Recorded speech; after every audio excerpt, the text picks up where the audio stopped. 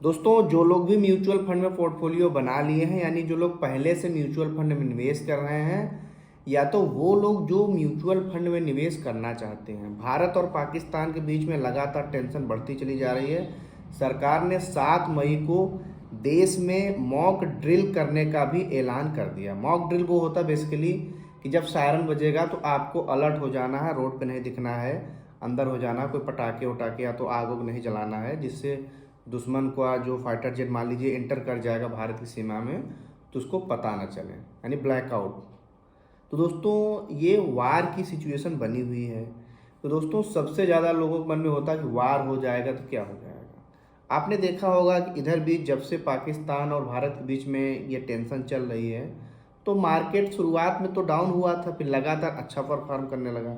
लेकिन अब ये मॉक ड्रिल आ रही है तो मार्केट थोड़ा प्रभावित होगा, और मान लीजिए वार हो जाएगा तो भी थोड़ा प्रभावित होगा। लेकिन जैसा कि आप सब जानते हैं कि कितनी भी बड़ी गिरावट हो जाए वो उसी हिसाब से रिकवर करता है। यानी अगर वार होनी है, जब तक नहीं हुई, अटकलें लगी हैं, तब तक सामंजस्य बना है, लोगों के मन में कन्फ्यूजन है, तो थोड़ा सा मार्केट को क्लीन न्यूज नहीं मिलता, यानी स्पष्ट नहीं होता, यानी कन्फर्मेशन जब तक नहीं होता तो मार्केट का ऐसा व्यवहार होता है। उसके बाद अगर एक बार वार शुरू हो गया, मार्केट को कन्फर्मेशन मिल गया कि वार तो हो ही रहा है, तब भी आप देखेंगे कि बहुत तेज़ी से मार्केट ऊपर जाएगा। 2-3 उदाहरण आपको समझाऊंगा। दोस्तों, अगर आप वीडियो अभी तक देख रहे हैं, वीडियो को लाइक कर दीजिए, आपके लाइक करने से हमें मोटिवेशन मिलता है।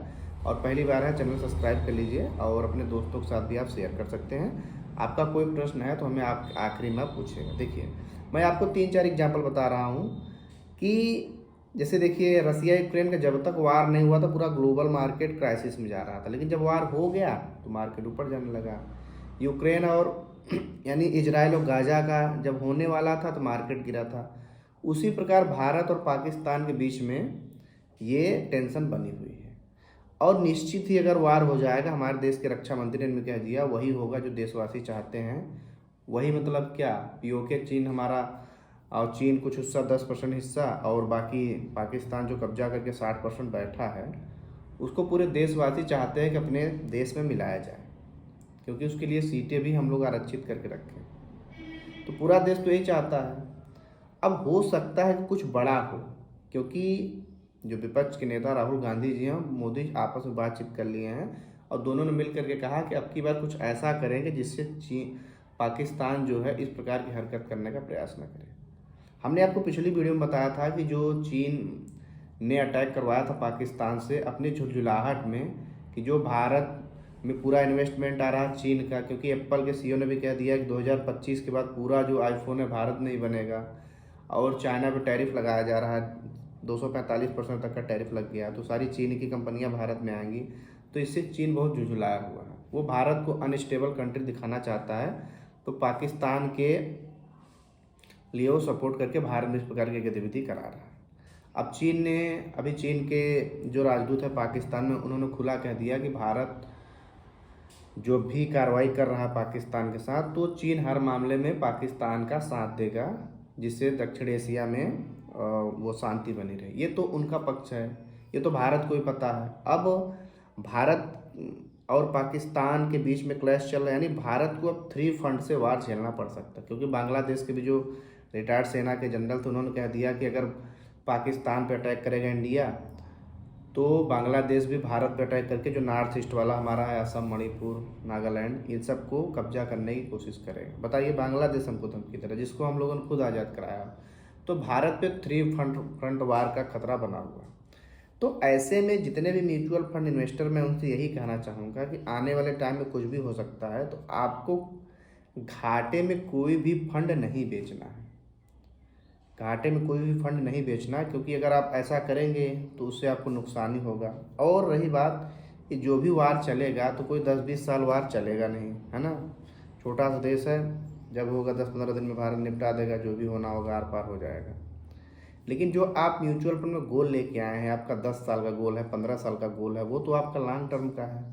तो इस छोटे गोल में कितनी भी बड़ी अफवाह फैल जाए कि मार्केट क्रैश हो गया, 50%, 60% हो गया, आप फंड बेचने की गलती नहीं करेंगे, पहली बात। और जो लोग नया इन्वेस्टर हैं, नया निवेश करना चाहते हैं, उनके लिए तो बेस्ट मौका है। तो अब आपको क्या करना है, आपका अगर पहले से पोर्टफोलियो है, आप, हमने कई बार बताया कि पोर्टफोलियो कैसे बनाना है, हम लोग गोल के हिसाब से बेसिकली पोर्टफोलियो बनाने का एडवाइस देते हैं। आपके मान लीजिए 3 गोल है तो आपके पास small cap, large cap, mid cap होना चाहिए। 4 गोल होते हैं तो स्मॉल कैप को फंड बढ़ा लेना चाहिए। और भी अगर गोल है आपके पास है तो स्मॉल कैप में ज़्यादा करना चाहिए। 20%, 30%, 50% का रेशियो हम लोग कराता है इन्वेस्टमेंट करने का। आप कर सकते हैं इसी प्रकार से फंड में, सबसे ज़्यादा स्मॉल कैप में, फिर मिड कैप में, फिर लार्ज कैप में। अब बात आती है कि अगर वार हो जाए तो अब करना क्या है।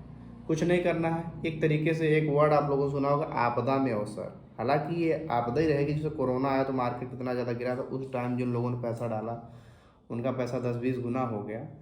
तो उसी हिसाब से आपको पहले क्या काम करना है, फंड बेचने की गलती नहीं करना है। कितना भी गिर जाए, गिर रहा है गिरने दीजिए। हालांकि इतना गिरेगा नहीं, क्योंकि आपने सर बीच देख लिया, भारत और पाकिस्तान के बीच में जो टेंशन है, मार्केट बहुत ज़्यादा इसको निगेटिव नहीं लिया, अभी तक पॉजिटिव ही लिया है। लेकिन अब जब भारत 7 मई को मॉक ड्रिल कर रहा है तो लोगों को डर इस बात का है कि अब युद्ध हो ही जाएगा।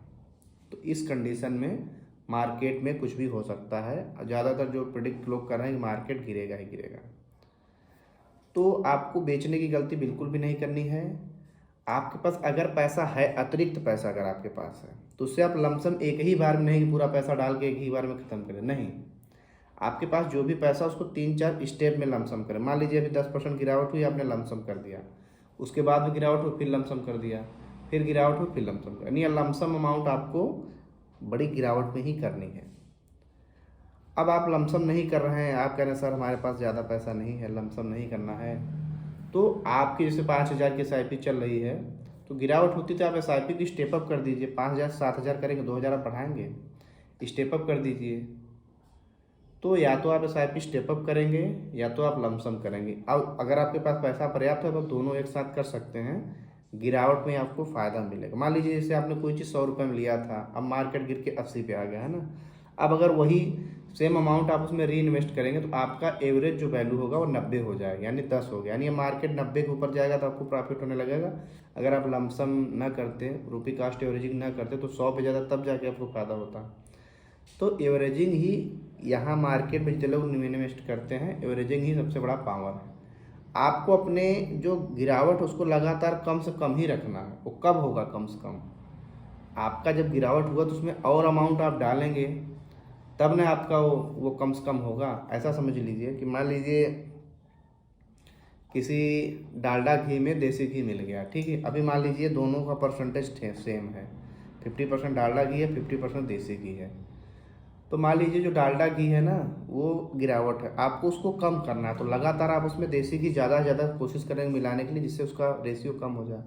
उसी प्रकार अगर आपका गिरा है तो आप ज़्यादा से ज़्यादा उसमें पैसा डालने की कोशिश करेंगे। आप फ्रेश यूनिट खरीदेंगे तो आपका जो टोटल गिरावट है लगातार कम होता जाएगा, जिससे रुपी कास्ट एवरेजिंग आपका हो जाएगा। यानी आपका गिरावट मान लीजिए बाकी लोग जो एवरेज नहीं करा, अगर उनका 40% रहेगा, बहुत बड़ी गिरावट मैं बता रहा हूँ, आप लगातार उसको एवरेज करते जा रहे हैं तो आपका जो गिरावट रहेगा 10-5% रहेगा।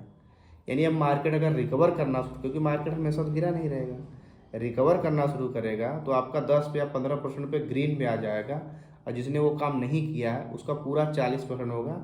और 40% अचानक से अगर रिकवरी होने में काफ़ी टाइम लगेगा, उनको फिर 2-3 साल का वेट करना पड़ेगा उस रिकवरी को भरने के लिए। और इसलिए एवरेजिंग करना बहुत ज़्यादा ज़रूरी होता है। तो अगर आप अभी तक वीडियो देख रहे हैं तो आप वीडियो लाइक कर दीजिए। आपका कोई प्रश्न है तो आप पूछ सकते हैं, और मिलेंगे हम लोग अगली वीडियो में। तब तक के लिए जय।